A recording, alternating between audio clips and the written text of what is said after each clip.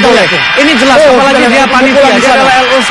Ini jelas yang tidak dilakukan. Dia harus mendapatkan peringatan atau bahkan sanksi dari komisi disiplin. Ya. Itu sebenarnya Jelas tidak bisa dibiarkan begitu. Ada provokasi, ada insiden, dan dia adalah panitia, tapi ternyata dia terlibat. Dan ini pemain pengganti, ini bisa dipelajari oleh komisi disiplin, ini bisa dilihat insiden seperti ini. Kita berharap mendapatkan tayangan ulang apa yang terjadi sebenarnya, awalnya bagaimana, sehingga kita bisa melihat detail. Betul. Dan sebetulnya juga Kurnia Mega sebagai penjaga gawang tidak perlu untuk berada jauh. Dia, betul. Ikut terlibat insiden, Bung. Iya, meskipun tadi dia sempat mengatakan dia berusaha untuk meredam, tadi ada tanda bahwa dia ingin mencoba menghentikan, tapi dorongannya keras.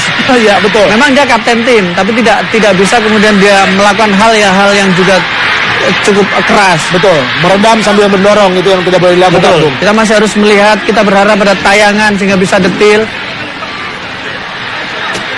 Ya, kita lihat Ruben Sanadi dan juga ada Samsul Arif, Wasolosa, para pemain diharapkan juga bisa lebih tenang di sini. Dan pengadil juga harus ini bisa butuh ketegasan, baik, betul. Ini butuh ketegasan dari pengadil, menghindari provokasi. Karena itu kita berharap bahwa ada tayangan ulang, kita bisa lihat awalnya seperti apa, dan disitulah wasit kemudian bisa memberikan sebuah keputusan. Karena apapun, ketika ada bentuk provokasi, ada sebuah tindakan yang bisa mencederai atau kemudian memancing situasi, wasit bisa mengambil keputusan. Ya. Asisten wasit bisa memberikan rekomendasi apa yang terjadi sebenarnya. Ya, kita lihat mudah-mudahan mendapat tayangan, dan kembali lagi kita lihat di sini. Kita lihat di sini provokasi, dorongan. Megang kepala Ruben Sanadi ada. Ini nih sebaiknya dikeluarkan, Bung. Dikeluarkan. Dan ini kartu merah. Harusnya dua-duanya, Kartu merah dua-duanya. Dua-duanya harus dikeluarkan. Karena bagaimanapun kita lihat, ini Ruben Sanadi memukul, kemudian ada reaksi juga.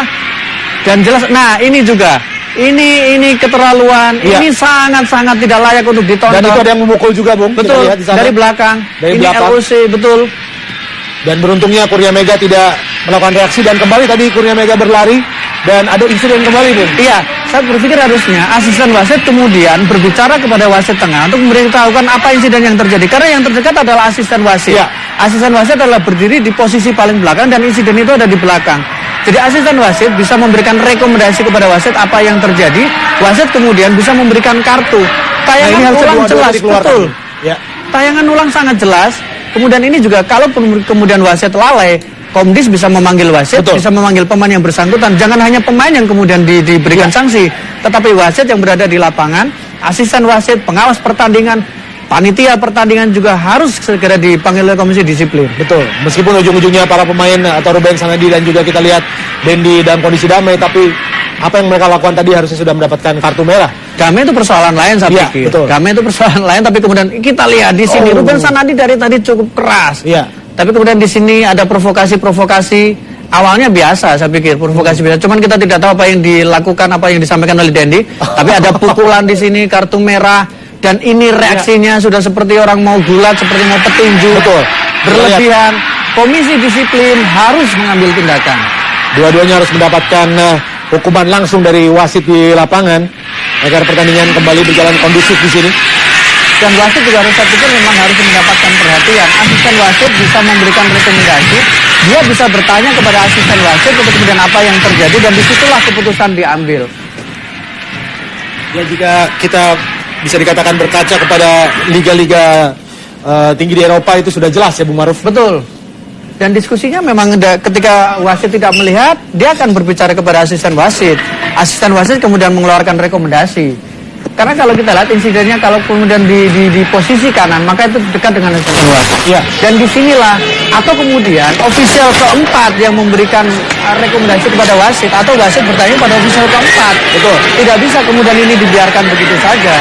Bahkan tadi kita sudah membahas di awal babak kedua bahwa wasit kali ini terlalu lunak ya, terlalu lunak, dan akibatnya para pemain seolah tidak ada barikade di sana dan akhirnya melakukan hal-hal yang jauh lebih kasar, karena dalam pikiran mereka adalah ketika tadi tidak dianggap pelanggaran berarti boleh, Bung Maruf. Betul ya. Dan ini menjadi sebuah pembelajaran. Artinya jangan-jangan kalau kemudian selama ini kita gagal bersaing di kompetisi elit, kita seperti menurun ketika tampil di level Asia, bisa jadi karena kita agak ragu-ragu ketika tampil di level Asia.